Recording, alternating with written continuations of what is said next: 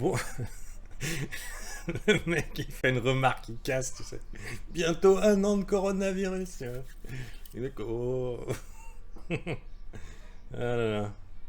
Bon, salut et bienvenue dans la météo du Bitcoin. C'est aussi le live VIP, c'est l'extrait, les 10 minutes sympathiques qui sont offertes à tout le monde alors que les autres ont le droit à 1 heure supplémentaire pour les analyses et le développement de leur propre stratégie. Euh, Bon, le week-end était fabuleux, très très très intéressant. On est passé d'euphorie à terreur. Bon, c'est vrai que c'est super quand ça monte et que c'est moins bien quand ça descend. Non, pas un an de coronavirus, mais ça va venir vite, Adam. C'est. Ouais. Donc, voilà notre new normal, comme certains aiment le dire, ces enculés. Donc, ceci étant dit, donc voilà, ça a monté, c'était sympa. Tout le monde était en train de, de jouir dans son slip et le dimanche qui vient tout gâcher. Oh, et le drama, parce que c'était très stressant, bien sûr, et que j'ai reçu beaucoup de MP de la part de mes VIP. J'ai fait un petit brief exceptionnel du dimanche pour essayer de remettre un petit peu de courage dans les troupes. Bon, maintenant, voyons voir ce que nous avons à voir. On va tout de suite passer dans des unités de temps supérieures et on va commencer par la Montfly. Bon, il n'y a aucun doute possible sur le Montfly, hein. Les messieurs grosses couilles se sont fait déborder. Ce sont des signaux qui sont forts et significatifs pour des gros investisseurs. D'accord. Il y a ici cette clôture de Montfly, enfin ces clôtures de bougies, donc ils étaient des signaux forts. Et on a aussi cette mèche qui faisait ici la ligne de coup. Enfin même elle est encore beaucoup plus basse alors que mais disons une grosse résistance. On est venu la taguer et on a rejeté. On va probablement revenir la taguer une fois ou deux, tandis que les gens vont se tenir la tête en disant ah doom doom doom. C'est un petit peu le plan que j'ai en tête. Maintenant, si on regarde en weekly, on a pété une résistance historique 10 500. Ah, c'est pas le genre de truc qui s'arrête. Après 60 jours de consolidation, c'est pas le genre de truc qui s'arrête comme ça en un claquement de doigts. Euh, on est bien. On est super bien. Il faut justement garder un petit peu un œil sur le dézoom. Et tout a l'air, pour l'instant, du bull run qu'on attendait. C'est pas quelque chose. Les doutes sont encore là. Et parce que les doutes sont encore là, eh ben, j'ai envie de dire que on n'a jamais été plus près de cette réalité qui est de tous les dumps vont échouer. Voilà, donc plus ou moins un petit peu le plan que j'ai en tête. On a eu depuis octobre, donc octobre, novembre, décembre, janvier, février, mars, avril, mai, juin, juillet, août, 11 mois. Tu déconnes. Ouais, 10 mois. 10 mois de résistance qui viennent d'être pétés. Je sais pas si vous avez vu la dernière fois qu'on a pété une résistance historique qui durait à peine 3 mois, ce que ça a fait. Il ne faut pas s'attendre qu'une contraction de volatilité comme ça, ultra petite, va s'arrêter là. Pas après un déséquilibre, pas après une structure. Oui, on va vous faire des petites frayeurs, oui, on va essayer de vous faire douter, mais voilà quoi, pour moi c'est plié. Alors, c'est plié assez pour que je ne pense plus en USD et que je pense en BTC. C'est une question qui est venue de VIP qui me dit, mais dis donc, pourquoi des fois tu risques trop par rapport au Bitcoin. Et je pense qu'il va poster sa requête. Non, il ne l'a pas posté ici, mais il va la poster puisque j'ai demandé de le faire par rapport à comment moi j'aurais géré mon risque dans mon trading plan. Oui, parce que mon trading plan n'est pas le vôtre et n'est pas celui des VIP. J'aide chacun à faire selon ses croyances et selon son aversion au risque. Cela dit, aujourd'hui, je ne vais plus penser en USD. Je pense que, mais ça ne veut pas dire qu'on n'aura pas un plus haut creux, hein, plus haut sommet. Pourquoi pas un plus haut creux? Ce qui paraît quand même très improbable. Un plus haut creux par ici, je veux dire. Dans un environnement où on baise entre cousins, c'est-à-dire qu'il n'y a pas de 109, hein, dans un environnement où personne ne regarde le Bitcoin et les crypto-monnaies, dans un environnement où il n'y a aucun doute euh, sur les monnaies fiat, c'est pas le bon ça. Hop, voilà. où il n'y a aucun doute sur les monnaies fiat, où il n'y a aucun coronavirus, où il n'y a eu aucun crash sur les marchés et aucun comportement bullaire sur les marchés Nasdaq et tout, on ne vit pas dans l'USSR, hein, enfin l'USA SR, URSS, tu vois, où la Fed rachète globalement l'Amérique, où l'État prend la main sur le privé, indirectement à coup de billets imprimés, des zéros qui sont mis comme ça sur les... Donc dans ce genre d'environnement, si on n'était pas dans ce genre d'environnement, effectivement, on serait toujours en train de baiser entre cousins et personne ne regarderait le Bitcoin.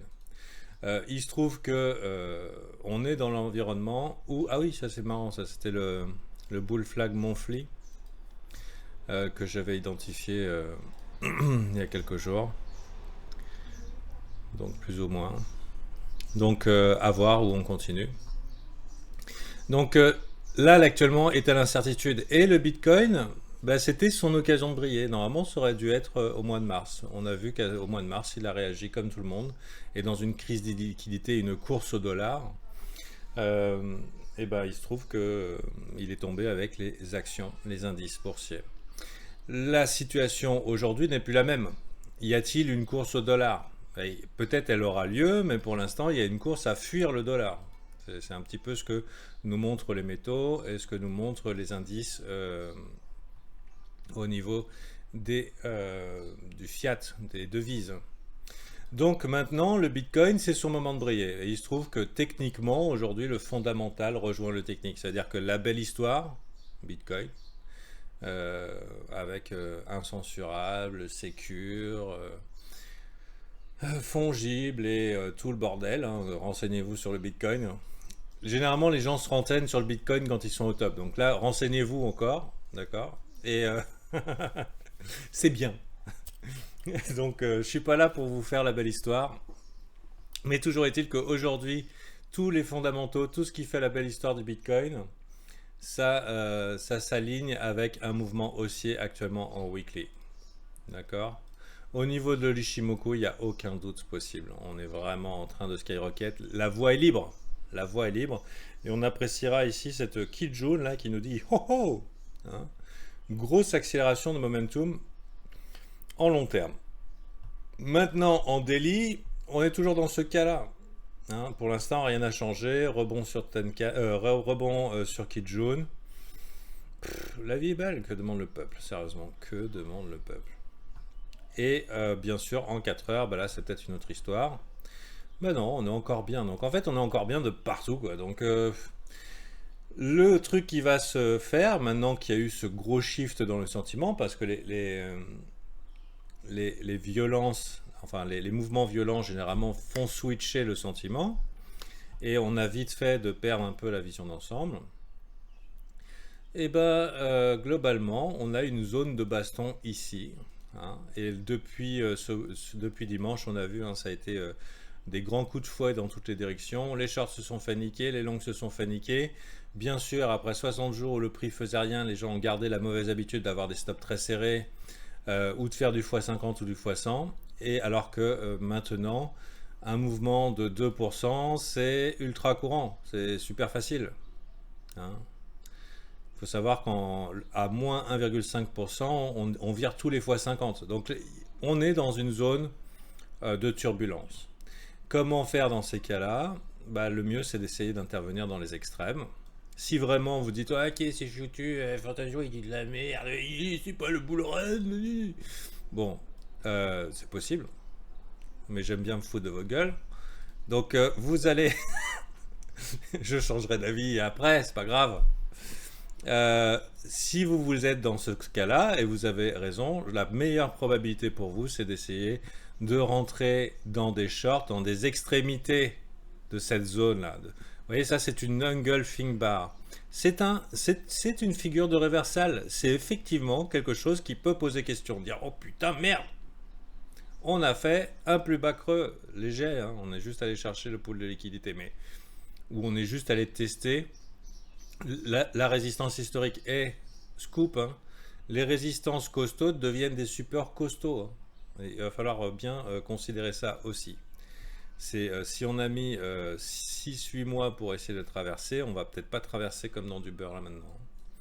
Donc, alors, soit on intervient dans les extrêmes, donc là, effectivement, vous dites, ok, c'est la porte de sortie, il faut que je me casse, j'en peux plus de ce marché de merde, et j'abandonne mes rêves de Bitcoin à 1 million. Ok, bon, ben, au revoir. Faites-le plutôt par ici, d'accord? Et si jamais vous avez encore un peu d'espoir pour le côté boule, sachez que par ici, au contact de ce support historique maintenant, qu'on n'appellera plus résistance historique, mais qu'on appellera support historique, au contact de support historique, le sentiment va être extrêmement baissier. Extrêmement. Autant vous dire, les gens se chient dessus ici, alors imaginez là. Et je vois des mecs qui market sell ici leur mère, alors que le prix bouge pas. Faut pas, si vous avez encore un petit esprit haussier dans la tête et dire, ben non, c'est un plus haut creux, je pense que rentrer ici pour acheter les dips, c'est une bonne stratégie, puisque je pense que actuellement, puisque le marché a refusé de rebondir pour le faire peur aux bears, et donc leur dire, parce que là, si ça avait rebondi direct, les bears auraient dit, ah non, non, c'est bon, c'est fichu, et hop, on remonte direct. Mais ce qu'il faut, c'est que les gens se trompent, il faut que la majorité se trompe. Si c'était un top, on serait peut-être remonté quasi immédiatement pour faire peur aux bears, et ensuite dumper. Mais là, on maintient la tête relativement sous le bas, et c'est aux boules qu'on fait peur. Et ne vous y trompez pas, ça marche. Ça marche. Chute totale des open interest. Si on se passe ici en daily, on est revenu à des open interest ou open value, vous regardez un peu ici, avant le pump là. Donc qu'est-ce que ça veut dire? Parce que les gens ils disent oui, mais il y a trop de boules qui sont dans la partie. Ça veut dire que les gens ont pris leur profit, clôturé leur position, merci, au revoir. Donc tu peux pas liquider des gens qui ne sont plus dans la partie quoi. Ceux qu'on va liquider maintenant, c'est ceux qui vont être dans la zone de liquidité ici. Donc là, il y a un pool de liquidité qui va se créer, des longs, des shorts, et on va aller jongler un petit peu avec le sentiment là-dedans. Voilà. Donc pour l'instant, je ne change rien à mon plan. C'est un shake-out pour virer les week-ends, c'est-à-dire les mains faibles. Et vous le saurez, les bull runs ne sont pas plus faciles à trade que les bear markets. Parce que plus ça monte, plus ça fait peur. Et plus c'est volatile et plus ça secoue. Si vous voulez retrouver un aperçu de ce que je montrais aux copains, de ce que c'est qu'un bull market, ne serait-ce que le plus récent qu'on ait connu pour ce qui est d'un buy and hold, regardez le Litecoin. C'est pas des mouvements qui laissent serein ça. Hein. Je veux dire, t'as vite fait, alors que ça monte, de lâcher l'affaire avec des chutes régulières de 15 ou 20%. Donc voilà, 30%. Pour finalement monter, bon, jusqu'au moment où vous avez vu. Mais il faut une sacrée force de conviction.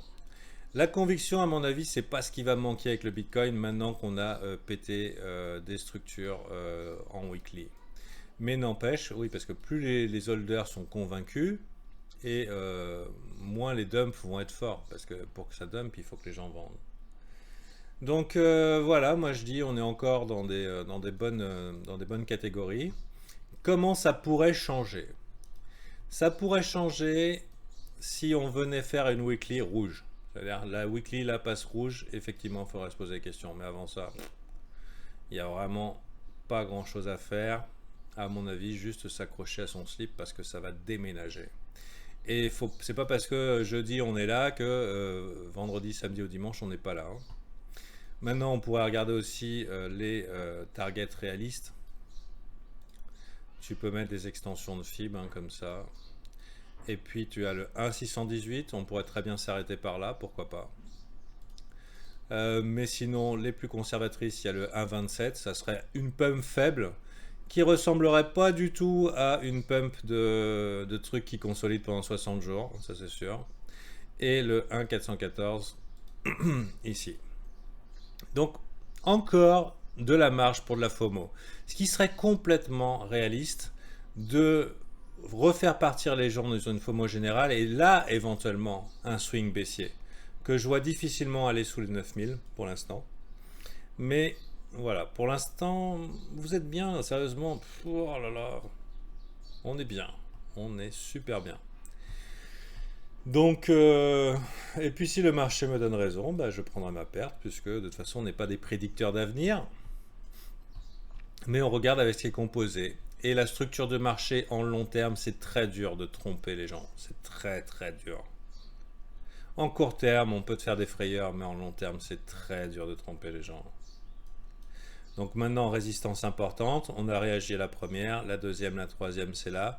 Si jamais on passe ici, on regarde à gauche où ça monte, ben voilà, ATH. Enfin, il y a ici et ici. Mais quelque chose me dit qu'on va faire des frayeurs et que on devrait aller relativement vite vers le haut. Donc si vous voulez prendre des trades, peut-être passer à des unités de temps un petit peu plus faibles pendant que tout ça s'accélère. Et on garde un œil sur ETH qui jusqu'à maintenant a mené la barque. Et je vous donne un scoop, lui il commence à faire des jolis W. Donc ce qui est plutôt good. Voilà. Donc c'est tout pour la météo du Bitcoin. Nous on va continuer 1 heure ensemble. On va regarder les big caps où il y a beaucoup d'intérêt. XRP ETH. Ouais, sérieusement. Qu'est-ce qu'il y a là? Qu'est-ce qu'il y a là? Il y a de quoi chier dessus là? Je crois pas, non. Donc, et puis voilà. Et puis comment on va se positionner pour la suite. Si vous voulez avoir un aperçu de ce que je propose et un aperçu qui vous suffit en tant que débutant, vous pouvez regarder sur cours.tradingcrypto.fr, mon site internet pour les formations. Pour 0 €, il y a 5 heures de formation professionnelle pour faire de l'investissement long terme. Mais il faut les regarder. Hein. C'est basé sur la Little Old Lady de Brian Beamish, la première école que j'avais faite, le Rational Investor. Mais en mieux. C'est pas prétentieux de dire mieux si c'est le cas. C'est juste comme ça. C'est qu'en fait, on appelle à un minimum d'esprit critique. D'accord. Et puis surtout d'essayer de se comprendre en tant qu'investisseur, parce que des stratégies gagnantes qui marchent pour quelqu'un ne marchent pas pour une autre personne. Parce qu'on n'a pas la même aversion au risque. Et je ne sais pas si vous avez connu ça en tant que trader, c'est que vous connaissez des gens qui ont une super strat, ils gagnent plein de sous avec, vous la faites, vous perdez. Oh, c'est con hein, quand même. Hein. Donc si vous voulez faire le principe de la Little Old Lady, mais avoir suffisamment d'esprit critique pour pouvoir tenir la durée, en vous connaissant, je vous invite à passer par là. Et éventuellement, si vous avez besoin d'une communauté bienveillante, si vous avez besoin d'être assisté, une épaule sur laquelle pleurer quand vous perdez et une autre avec laquelle célébrer quand vous gagnez, vous venez dans le groupe VIP. Le prix du Patreon c'est 45 $. Vu que le dollar s'effondre, a priori, vous me payez moins cher, profitez-en. Bon, il y a quand même de la TVA sur Patreon et sinon payable aussi en crypto. Donc bienvenue, on vous attend. Plus on attend là pour rentrer dans les cryptos, plus ça devient chaud. Plus ça devient chaud. Bah oui, parce que plus ça monte et plus c'est dur à acheter en fait. Donc bon courage à vous.